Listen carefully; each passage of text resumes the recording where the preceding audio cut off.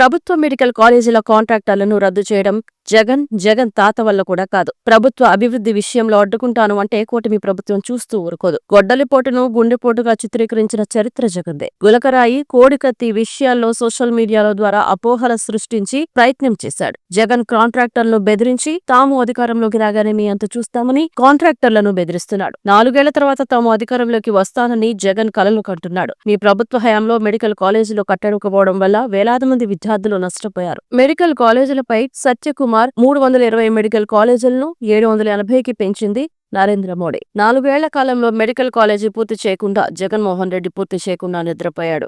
చరిత్రలో ఒక మైలురాయి, ఎప్పటి నుంచో మరి చిరకాల స్వప్నం ఈ ఏరియా హాస్పిటల్ మరి 1998 మన నందిగామ ఆరాధ్య దైవమైన మరి దేవినేని వెంకటరమణ గారు మరి సెప్టెంబర్ 10వ తారీఖున శంకుస్థాపన చేశారు. ఈ నందిగామ చుట్టుపక్కల ప్రాంతాలకి మెరుగైన వైద్య సేవలు అందించాలని ఒక గొప్ప సంకల్పంతో ఆ రోజు మరి దీన్ని శంకుస్థాపన చేయడం జరిగింది. మరి దురదృష్టవశాత్తు హాస్పిటల్ నిర్మాణం పూర్తిగా ముందే మనందరికీ దూరం అయిపోయారు. అదేవిధంగా వారి వారసుడైన దేవినేని ఉమ్మా గారి అప్పుడు ఎమ్మెల్యేగా ఉన్న టైంలో మరి ఈ నిర్మాణం పూర్తి చేసుకొని మరి మన ప్రారంభోత్సవం చేసుకున్నాం. డిసెంబర్ 2వ తారీఖున 1999 సంవత్సరం అండి. ఆ రోజు మరి ఎంపీ గారైన రామ్మోహన్ గారు, ఉమ్మా గారు వచ్చి మరి ఈ బిల్డింగ్ని మరి ప్రారంభోత్సవం చేశారు. మరి గత 26 సంవత్సరాల నుంచి మరి అనేక సేవలు ఈ హాస్పిటల్ ద్వారా చుట్టుపక్కల ప్రాంతాలకి మరి అందాయి. ఎంతోమందికి ప్రాణం పోసింది ఈ హాస్పిటల్, ఎంతోమందికి పొరుడులు పోసింది, ఎంతోమందికి ఆరోగ్యాన్ని అందించిన ఈ హాస్పిటల్ మరి ఈరోజు ఎక్కడైతే మన జనాభా ఎక్కువ అవుతుంది చుట్టుపక్కల ప్రాంతాల్లో, అదేవిధంగా మెరుగైన వైద్య సేవలు అందించాలి, దానికి తగ్గ నూతన ఆధునీకరణ చేయాలని, ఆధునిక పరికరాలు తీసుకురావాలి, ఇంకా మెరుగైన సేవలు అందించాలని ఒక లక్ష్యంతో ఈరోజు 100 పడకలను అభివృద్ధి చేయడం నిజంగా చాలా సంతోషకరం. మనం చూసాం గత పాలకులు 4 సంవత్సరాలు కేవలం కల్పిత మాటలతో పేపర్ మీద చూపిస్తూ 100 పడకల హాస్పిటల్ వస్తుందని చెప్పి అరచేతిలో వైకుంఠం చూపించారు. కానీ ఎక్కడా కూడా దానికి కార్యరూపణ చేయలేదు. ఎలక్షన్స్ ముందు ఒక స్టంట్ వేశారు. ఎక్కడో ఊరి చివరిన 2 కిలోమీటర్ల దూరం ఉన్న స్థలాన్ని నేను సేకరించినట్లు, గవర్నమెంట్కి అప్పగించినట్లు మరి చాలా అబద్ధపు శిలాఫలకాలు కూడా మరి వేసి ఆ రోజు హడావుడిగా శంకుస్థాపన చేయటం జరిగింది. కానీ ప్రజలు వాళ్ళని చెప్పుతో పట్టినట్లు మరి రాష్ట్ర వ్యాప్తంగా కూడా 164 సీట్లు ఎన్డీఏ కూటమికి ఇచ్చారు.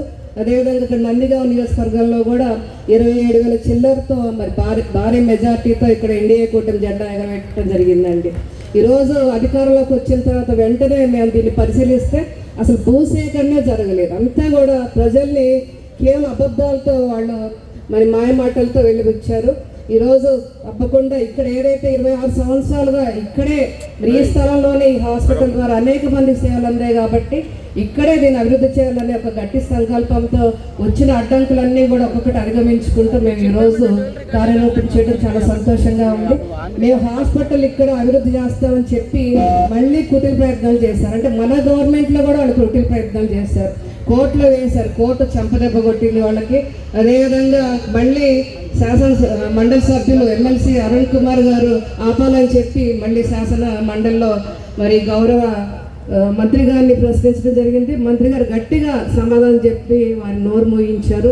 మరి చివరికి ఈరోజు కార్యరూపం చేయడం చాలా సంతోషంగా ఉంది. తప్పకుండా మరి తొందరగా దీని నిర్మాణం పూర్తి చేసుకొని ప్రజలకి మంచి సేవలు అందించాలని మరి టెంపరీగా ఈరోజు షెడ్స్ వేయడం జరిగింది.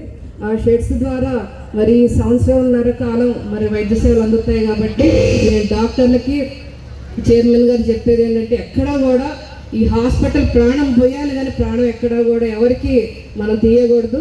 కాబట్టి ఆ లక్ష్యంతో మీరు అందరూ కూడా పనిచేయాలి. ఎక్కడా కూడా మనకి పేరు రాకూడదు, చెడ్డ పేరు రాకూడదు. ఈ సంవత్సరంన్నర కాలంలో మీరు అందరూ కూడా అందుబాటులో ఉండి మంచి సేవలు అందించండి.